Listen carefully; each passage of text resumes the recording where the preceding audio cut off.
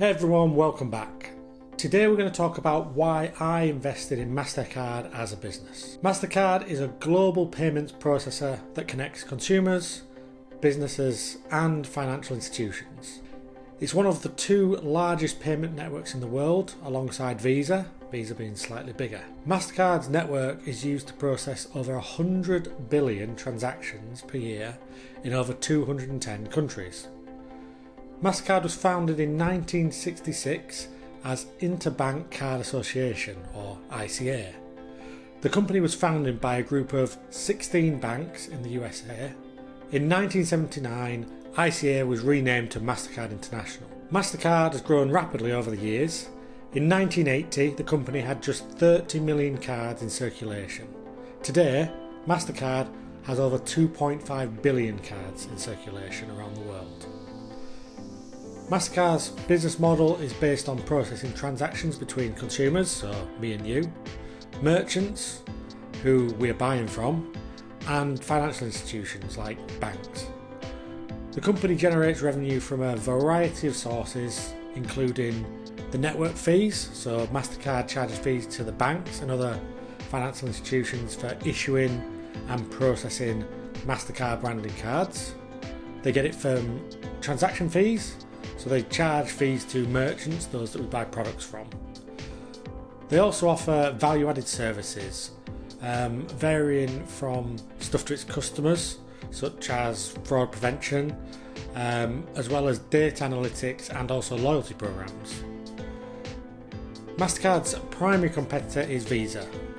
Both of the companies are global payment processors with a wide reach.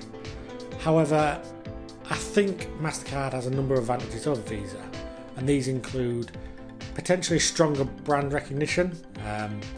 Mastercard is more well known than Visa, I think. Mastercard has a larger network of merchants and ATMs than Visa around the world, and Mastercard has a stronger market position in emerging markets than Visa does. For example, Mastercard's focus is on Africa and Asia, which are a little less developed or less flush with a safe banking system. In addition to Visa, Mastercard also faces competition from other payment processors such as American Express, Discover and the online ones like PayPal.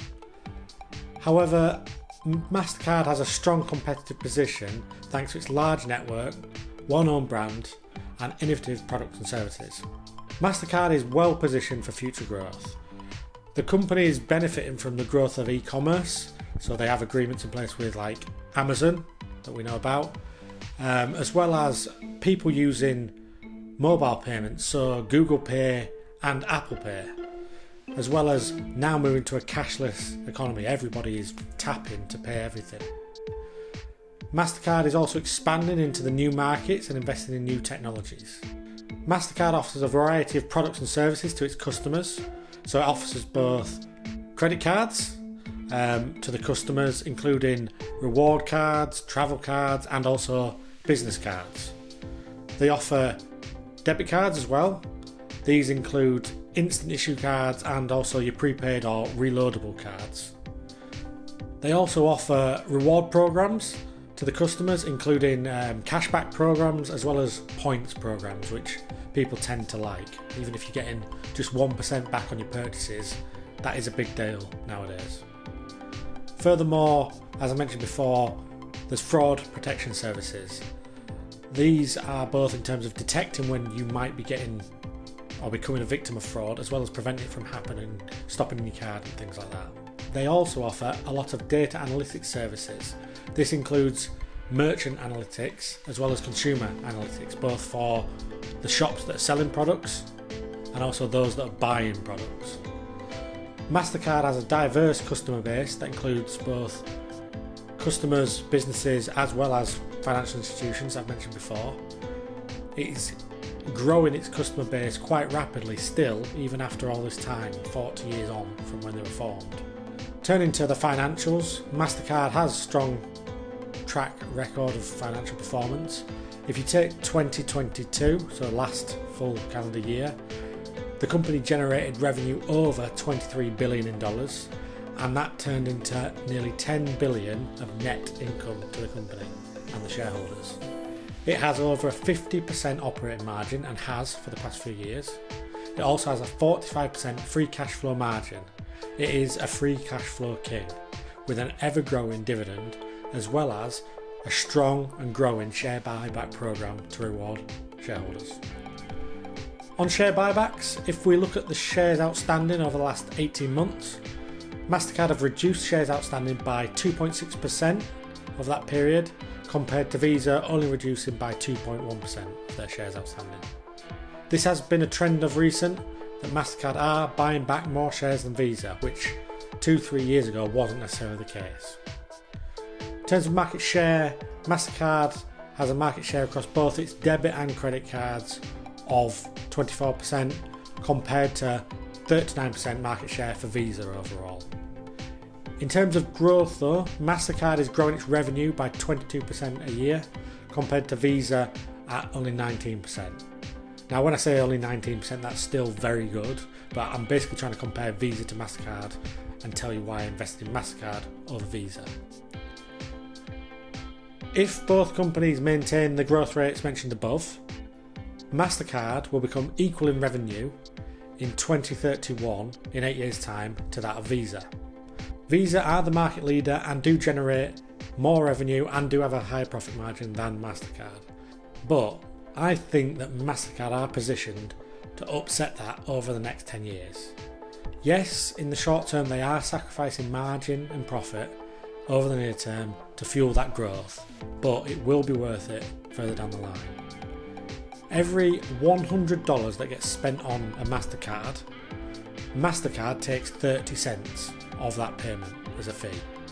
Now, this might not seem a lot, but think about how many transactions are made by people every minute, every hour of every day around the world. That all adds up. Mastercard has a strong management team with a proven track record of success. The company's management team is led by the CEO, Michael Miebach. He's been at Mastercard since 2010, so been there about 13 years. They are focusing that growth into the underdeveloped or emerging markets. So that's Africa in a nutshell, and that is going to be the major player, which I'll come on to shortly. What is interesting to me is the revenue breakdown by geography as shown by these two pie charts. Visa is heavily reliant on focusing on the US, with nearly half of its revenue coming from the US, compared to Mastercard that has a larger presence in both Europe as well as Asia, the Middle East and Africa. With over half of the global population growth between now and 50-50 expected to happen in Africa, I'm happy to side with Mastercard over Visa. I think that's probably my main differentiator really. I hope this video has been insightful and it helps you understand what went through my head to work out why I actually started investing in Mastercard last month. I think my position in Mastercard will probably become much larger in my portfolio over the next few years as I dollar cost average into them. If it has, then please do like the video and subscribe to the channel. But until next time, stay safe.